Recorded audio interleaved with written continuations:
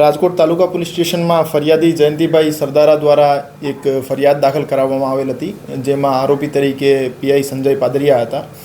આમાં હાલમાં અપડેટ એવી છે કે સ્વતંત્ર શાહેદોના નિવેદન નોંધવામાં આવ્યા છે અને સીસીટીવી ફૂટેજની તપાસ કરવામાં આવી છે અને મેડિકલ સર્ટિફિકેટ કલેક્ટ કરવામાં આવ્યા છે અને તમામ પુરાવાઓને ધ્યાને લઈ જો બીએનએસની કલમ 109 હતી, જેમાં હત્યાનો પ્રયાસ હતો, આ કલમ ડ્રોપ કરવા માટે કોર્ટમાં રિપોર્ટ કરવામાં આવ્યો છે અને મેડિકલ સર્ટિફિકેટના આધારે બીએનએસની કલમ 117(2) ઉમેરા કરવા માટે રિપોર્ટ કરવામાં આવ્યો છે.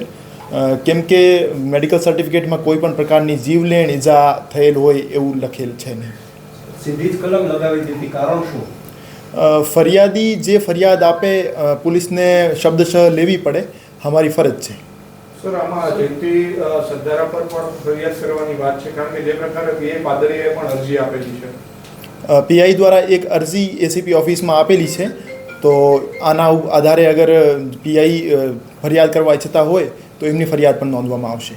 સર, પ્રાથમિક રીતે જે પોલીસની પ્રાથમિક તપાસ આવી એમાં કઈ રીતનો બનાવ સામે આવ્યો છે? હજુ સુધી તપાસમાં એવું સામે આવ્યું છે કે લગ્ન પ્રસંગ દરમિયાન જયંતિ સરદારા અને પીઆઈ સંજય પાદરિયા વચ્ચે બોલાચાલી અને ઝપાઝપી થઈ હતી અને આ બનાવ પછી પાર્કિંગમાં પીઆઈ સંજય પાદરિયા દ્વારા જયંતિ સરદારા ઉપર હુમલો કરવામાં આવ્યો હતો, જેમાં એમના નાકમાં ફ્રેક્ચર થયેલો. એના આધારે બીએનએસની કલમ 117(2) મુજબ કાર્યવાહી કરવામાં આવશે. હાલ સુધીની તપાસમાં કોઈ પણ પ્રકારની હથિયારની વિગત સામે આવી નહીં. એમને કોઈ પણ પ્રકારની સર્વિસ રિવોલ્વર એમના ટ્રેનિંગ સેન્ટરથી ઇસ્યુ કરવામાં આવી નહીં, એવી અમારા તપાસમાં સામે આવ્યું છે. સર, આમાં હોસ્પિટલના સીસીટીવી કઈ ચકાસવામાં આવ્યા છે? ખરેખર જયંતિ સરદારાને લાગ્યું છે કે કઈ રીતે?